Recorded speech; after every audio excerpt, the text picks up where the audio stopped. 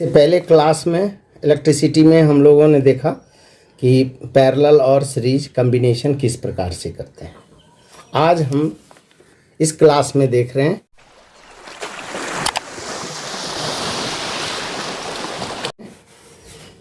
कि heating effect of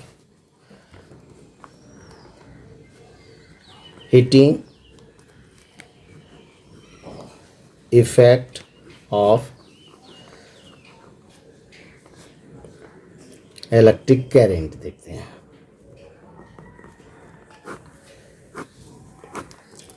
आज देख रहे हैं heating effect of electric current. सबसे पहले हम लोग ये जान लेते हैं कि हीटिंग कैसे प्रोड्यूस होता है, गर्म कैसे हो जाता है। इलेक्ट्रिसिटी पास होने के बाद कोई भी कंडक्टर गर्म कैसे होता है, तो हम जानते हैं इसका मेन कंसेप्ट यही है। जब इलेक्ट्रॉन मूव करने लगता है करंट पास होने के बाद, ये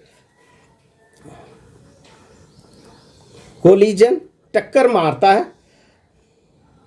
collision of proton with moving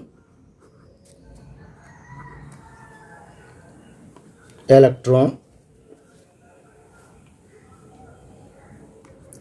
cause heating effect in the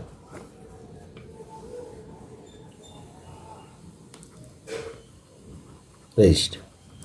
तो ये प्रोटॉन से जब टक्कर मारता है मूविंग इलेक्ट्रॉन, तो उसी से हीटिंग इफेक्ट होता है।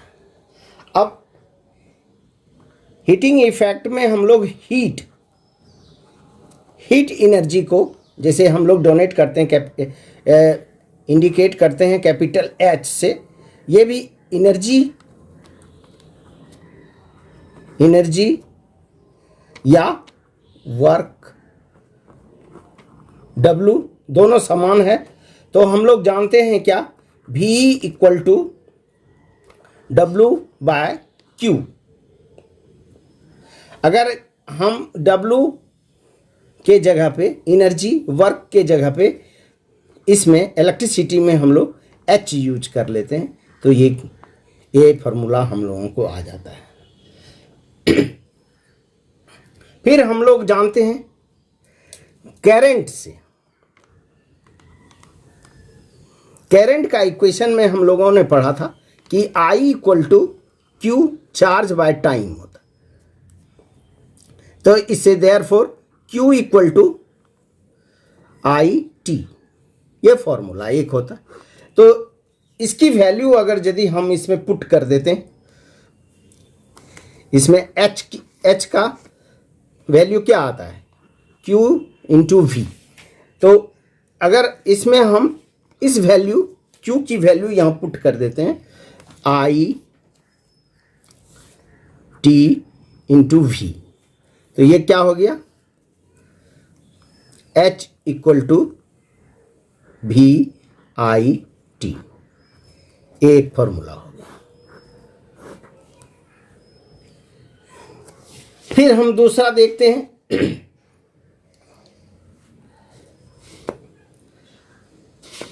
ओम्स लॉ से हम लोगों ने देखा था कि I equal to V/R, therefore V इक्वल टू IR।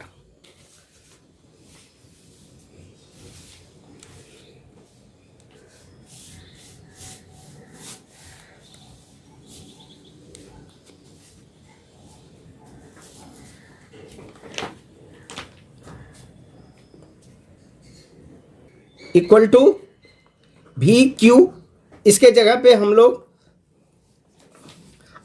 V का वैल्यू अगर यदि और Q का वैल्यू अगर यदि हम पुट कर देते हैं, VIR और Q का वैल्यू इंटू IT, दोनों का वैल्यू अगर यदि पुट कर देते हैं इसमें, इसका वैल्यू, तो हमें आ जाता है I²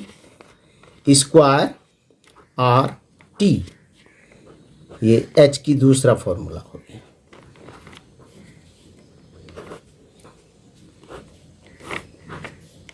ये दूसरा फॉर्मूला हो गया। अगर यदि हम डायरेक्ट अगर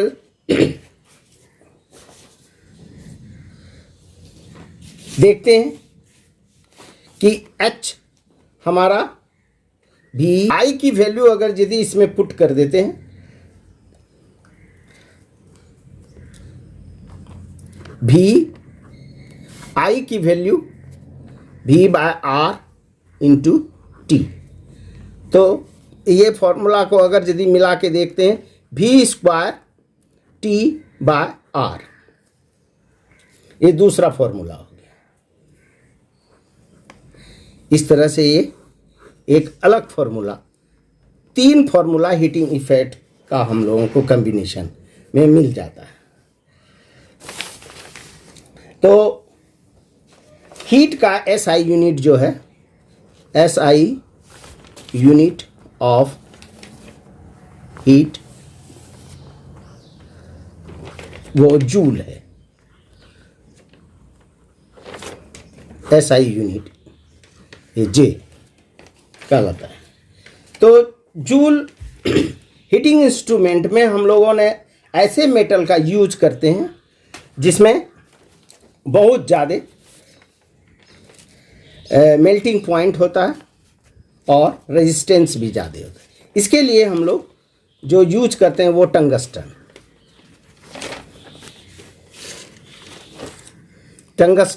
मेटल का यूज करते हैं। तो इसका मेल्टिंग पॉइंट भी ज़्यादा होता है, ये मेल्टिंग पॉइंट बहुत ज़्यादा है इसमें।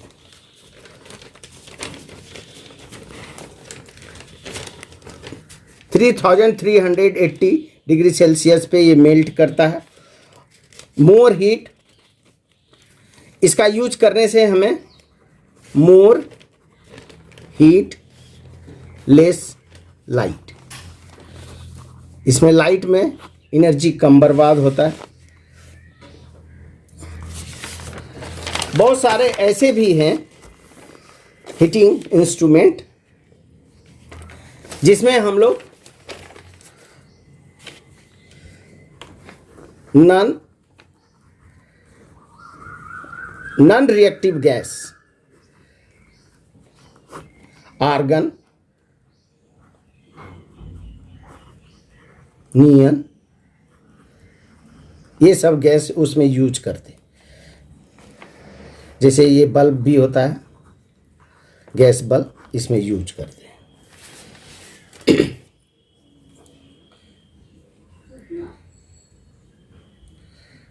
Household, in household circuit, main switch, meter and fuse use in the series। तो हम लोग देखते हैं कि फ्यूज वायर क्या क्या फंक्शन है।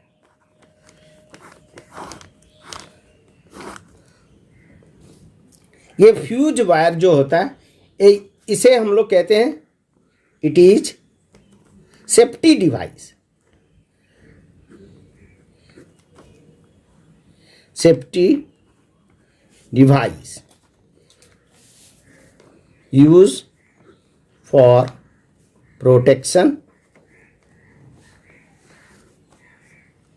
Of appliance in circuit. Circuit में जितना भी एप्लियंस है उसके बचाने के लिए हम लोग फ्यूज वायर यूज करते हैं। तो फ्यूज वायर को कहता है ऑलवेज कनेक्टेड इन सीरीज। फिर कहता है कि फ्यूज वायर का क्या प्रॉपर्टी है, ये लो मेल्टिंग पॉइंट वाला होता है और मेड अप ऑफ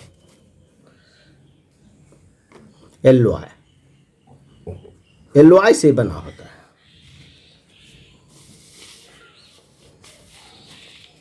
जैसे टीन के साथ कॉपर या एल्युमिनियम को मिला करके हम लोग फ्यूज वायर का निर्माण करते हैं। इसका डायग्राम है सर्किट में, इसका यूज जो हम लोग करते हैं, इस तरह से फ्यूज वायर लगा रहता है सर्किट में।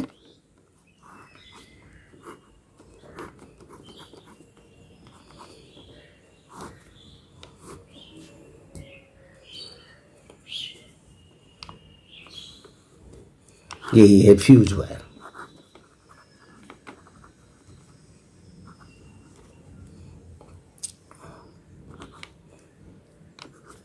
ये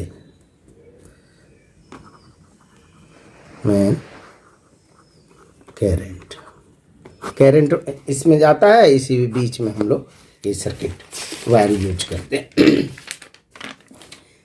इसके बाद हम लोगों को देखना है एक नया टॉपिक है जिसको हम लोग कहते हैं power, electric power.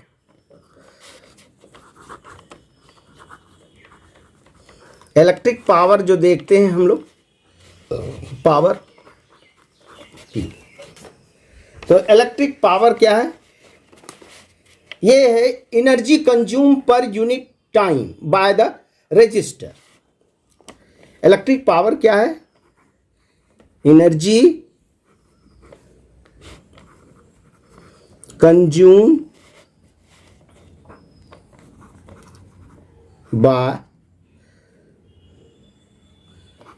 the resistor in per unit time। इकाई समय में जितना एनर्जी यूज करता है, called as electric power P। Electric power SI unit of electric power P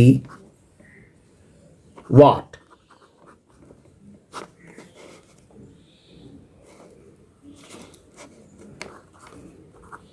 Power P equal to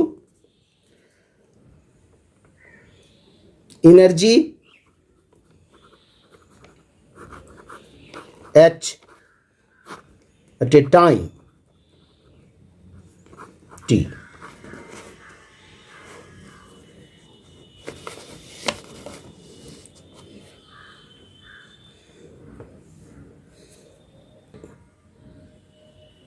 हम लोगों ने पावर का ये देखा कि एक इक्वेशन आ गया H बाय T। लेकिन हम जूल्स लॉ से देख रहे हैं, जूल्स लॉ से हम लोग देख रहे हैं कि H की वैल्यू होती है H equal to V² T by R।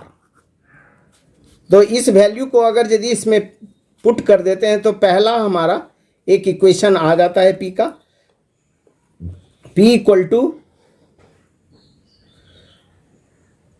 V² T by R into T। ये T को कैंसिल कर देते हैं तो V² बाय R आता है।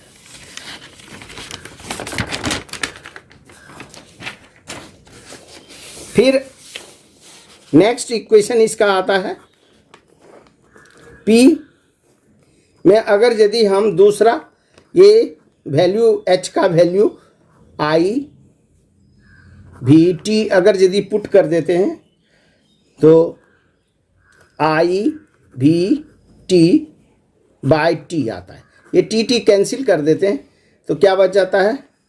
P equal to I V। यानी ये एक दूसरा इक्वेशन आ जाता है। तीसरा इक्वेशन में अगर यदि H की वैल्यू हम लोग H equal to I² RT use करते हैं तो P हमारा क्या आ जाता है? P equal to I² RT बटे T। टी टी कैंसिल कर देते हैं, तो P equal to I square R, ये तीसरा इक्वेशन। तो ये तीनों इक्वेशन से हम लोग पावर को कैलकुलेट कर सकते हैं।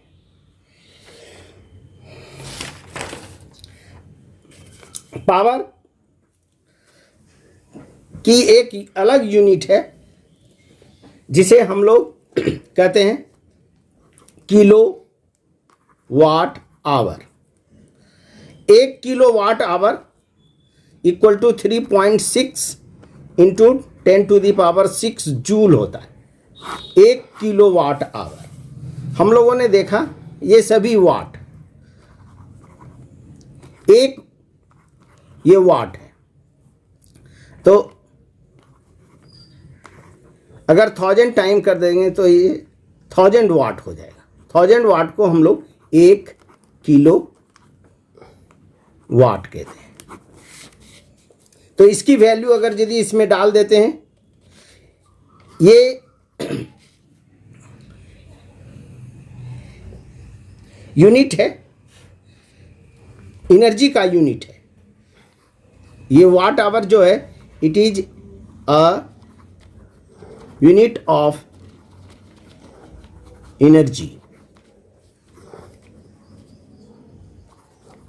Consume in house hold register. जितना घर में हम लगाए हैं अप्लायंस रजिस्टर, उसके द्वारा जितनी एनर्जी खर्च होता है उसी को हम लोग कहते हैं यूनिट।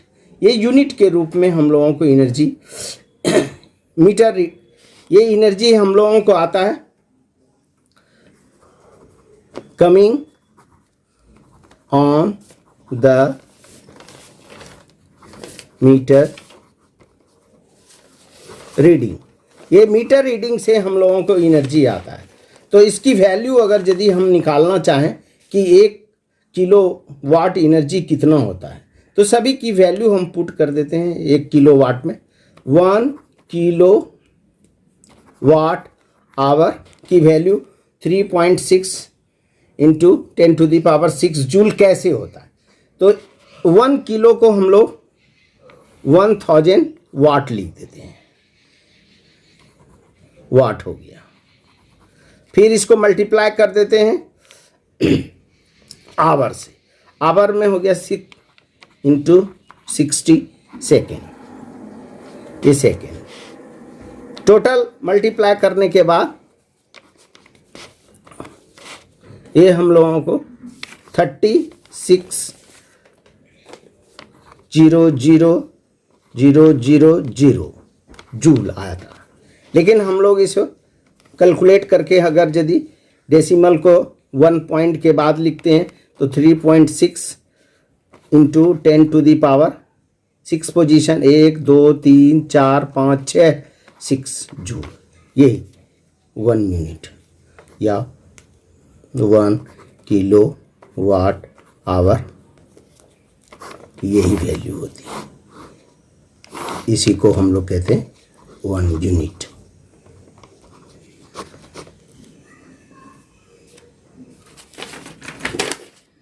इस प्रकार से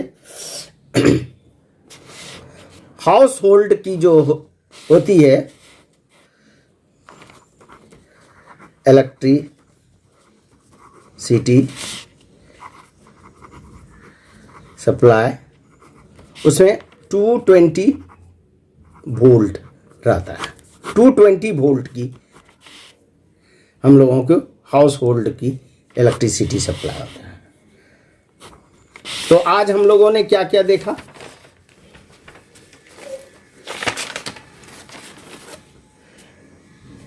हीटिंग इफेक्ट ऑफ करंट के बारे में देखा, फिर हम लोगों ने पावर के बारे में देखा, और पावर जो है ये एनर्जी क्या कैलकुलेट करता है कि कितना house hold energy. Heating effect current के इलेक्ट्रिक पावर के बारे में हम लोग देखा। तो इस प्रकार से हम लोग पावर इलेक्ट्रिक पावर के बारे में देख लिए। तो ये जो है इलेक्ट्रिक पावर का 3 इक्वेशन आता है और तीनों इक्वेशन से हम लोग इसका पावर कंज्यूम कर लेते, कैलकुलेट करते हैं।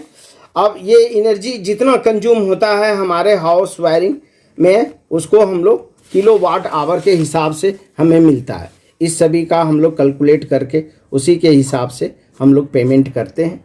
ये इस तरह से हम लोग इलेक्ट्रिसिटी का कंप्लीट चैप्टर, हम न्यूमेरिकल और सारे प्रॉब्लम जो है एनसीईआरटी का, वो हम नेक्स्ट टॉपिक में देखेंगे, नेक्स्ट पार्ट में देखेंगे। जो भी सब्सक्राइब करना है